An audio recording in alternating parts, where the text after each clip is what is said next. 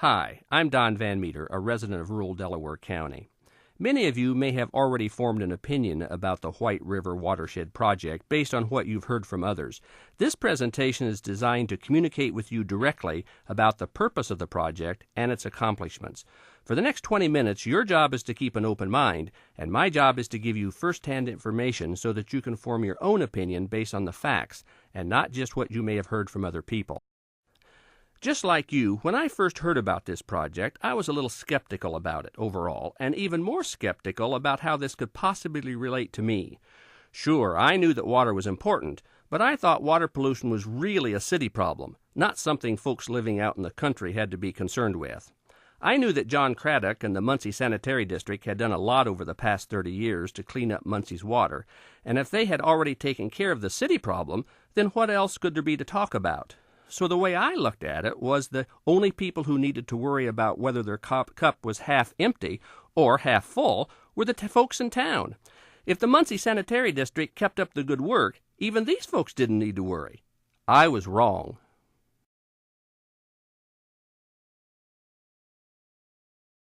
Before I was introduced to the Watershed Project, I didn't give too much thought to water as long as I thought it was clean. If it came out of the faucet when I wanted to drink, came out of the spigot when I wanted to water my garden, and filled up the pool when I wanted to go for a swim, I was satisfied. I guess I just assumed my water was clean without ever stopping to wonder if I would ever even know if it wasn't. About the only time I even gave it a second thought was when it smelled a little off or if it didn't look too clear. Even then, I just figured it was a temporary thing that somebody else would take care of, and I didn't need to worry about it at all. If you're like me, you probably feel the same way. Working with the project over the past few years, I've come to the conclusion that if I don't care enough to find out if the water in the lake, in the garden hose, or in my glass is clean, then I shouldn't be surprised if it isn't. I want to know that the water my family drinks and plays in is clean. I want to know that whether my cup is half full or half empty, what's in it is safe to drink. When someone asks me if I want a drink of water, I want to know that yes is not just the easy answer, but the right answer. We live in such a wonderful world that it's easy to take water for granted. With the turn of a knob, we can have access to all the water we need. But what happens to the water before it gets to us and after it runs down our drain is still a mystery to many people. To understand how to safeguard our fresh water, we have to understand the natural water cycle and how it works. You've seen photos of how the Earth appears from the space shuttle, a blue ball floating through space. The blue, of course, is water. Nearly 3/4 of the Earth's surface is covered with water. With this much water, it is often hard to comprehend how we would ever have to worry about having enough to meet our needs. What seems like a lot at first glance is actually very little. Only 2% of the Earth's water is fresh water, with much of that locked up in the polar ice caps. That leaves only about 0.4% of the Earth's water available for our use.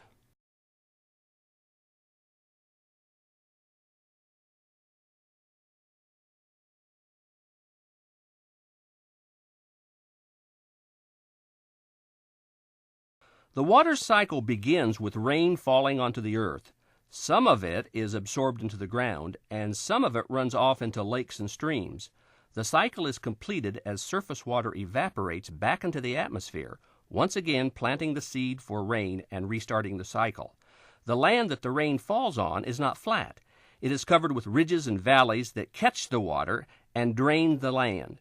These areas are called watersheds. Even though the water we use is part of a global system, our responsibility is to protect and improve the water our community has control over. As the old saying goes, we must think globally and act locally. This project is focused on studying the watersheds that surround Buck Creek, Killbuck Mud Creek, and Prairie Creek, all of which feed into the White River. The area currently being studied covers nearly 37,000 acres in Delaware County. A project of this size is no small undertaking. Looking at the facts doesn't always paint a pretty picture. It's hard to be honest about the quality of our water. it is tough to accept that in the past, our efforts to improve the livability of our community and surrounding rural countryside, we may have unintentionally damaged one of our most precious resources. But knowledge is power, and if we're brave enough to accept that we've made mistakes in the past, we can be smart enough to know that we can fix them. Water is a recyclable resource. We have taken up more than one opportunity to pollute it, and we have more than one chance to clean it up.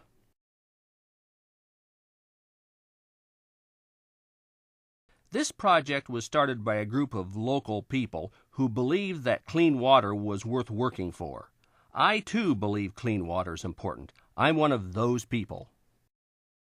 Whenever people start something new, there are always folks who think it's a good idea, and those that think things are fine just the way they are. Both groups are important.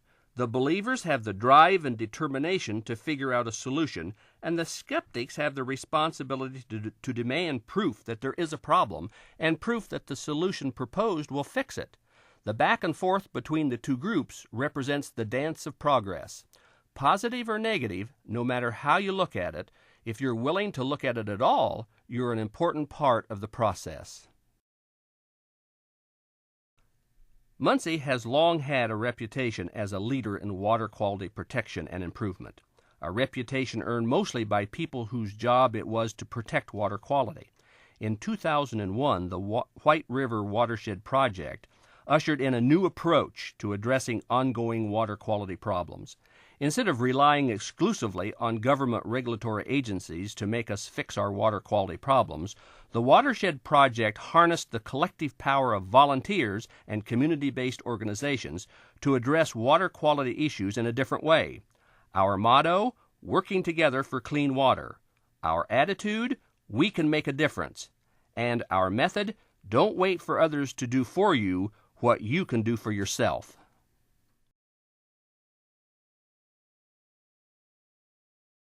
No problem can be solved if you don't know what the problem is. We've spent the past 2 years figuring out exactly what is happening to our water, where it's happening, and why it's happening. Countless hours have been spent testing the water in Buck Creek, Mud Creek, and Prairie Creek, and all of the small streams and ditches that feed into them. The chemical properties of the water have been analyzed, the health of the fish and other aquatic life has been examined, and the physical characteristics of the landscape have all been tested and retested. The results of our tests show both positive and negative issues with local water quality. Not all bad, but certainly not all good. I won't bore you with every detail of every test, but for those of you who are interested, all of this information is available on our website. As we continue our efforts to improve water quality, we will continue our testing and reporting. We have a duty to prove to ourselves and to you that our work is making a difference.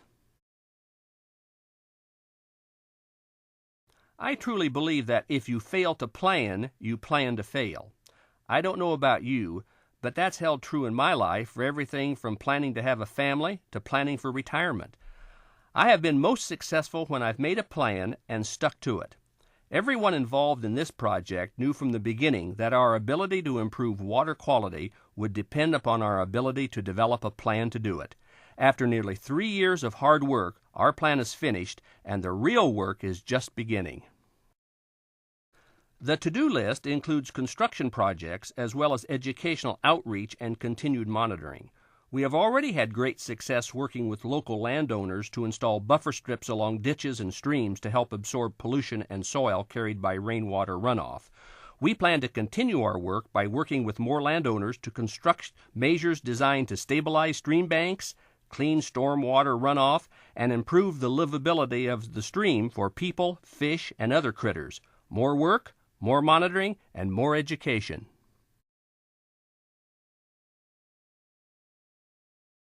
We all live downstream from someone else, so from the start we are depending upon others to help us have clean water, and other folks are depending upon us to do the same.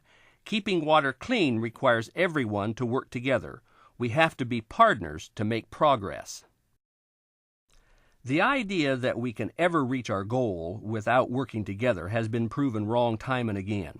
The water we share is used by the young, old, rich, poor, and people of all backgrounds and religious affiliations. We all drink from the same well. We started this project with a handful of supporters, knowing that the path to success would require us to convince our friends and neighbors to join us. Our clean water community has grown to include farmers, business owners, schools, families, civic associations, and neighborhood groups. Our partners in this project are people who know that clean water isn't a luxury. It's a necessity and a precious resource worth protecting. Some of your friends, family, or neighbors may already be working with us. We are always looking for more partners and would love to add you and your family to our list of supporters. Where there is a will, there's a way. That gets right to the heart of the matter when it comes to water quality. In order for people to support clean water initiatives, they have to understand what the problem is and why the solution to the problem is important. No two people are alike. We all learn in different ways. While the folks in the Rotary Club might learn most from a lunchtime presentation, a group of Boy Scouts will probably learn more about water by going fishing. Educating people requires more than giving them a handout or telling them to check the website. We use a wide range of efforts to engage people in water quality education. Outdoors, indoors, at the fair, at school, and at the community center, we use everything from booths and displays to waders and bug nets to help people understand how to keep water clean.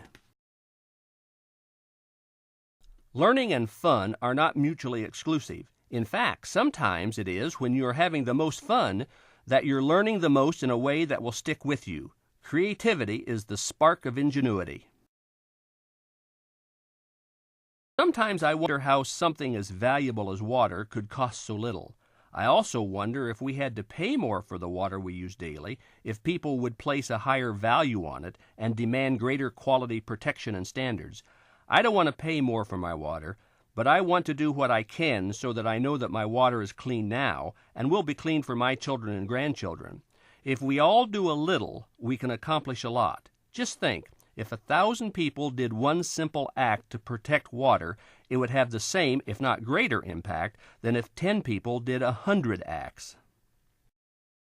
Water doesn't discriminate. No one can do without it. It is equally important to all of us.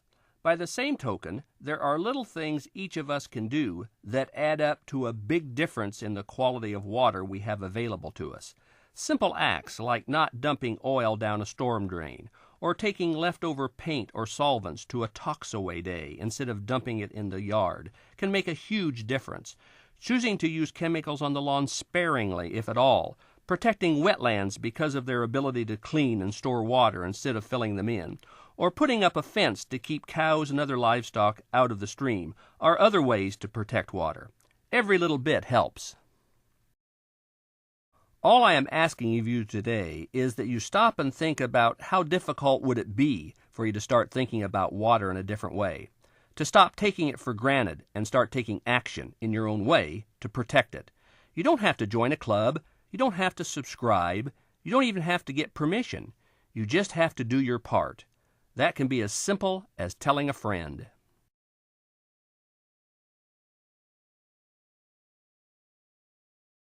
Thanks for taking the time to listen today. If nothing else, I hope that the next time you take a bath, water your lawn, or pour a glass of water, you will wonder about where it came from, who used it before you, and what you can do to make sure it stays clean. I invite all of you to join us for a meeting or come out to help us with our next project. We need your help. Neighbors helping neighbors, friends helping friends. We're all in this together. Come on in. The water's fine.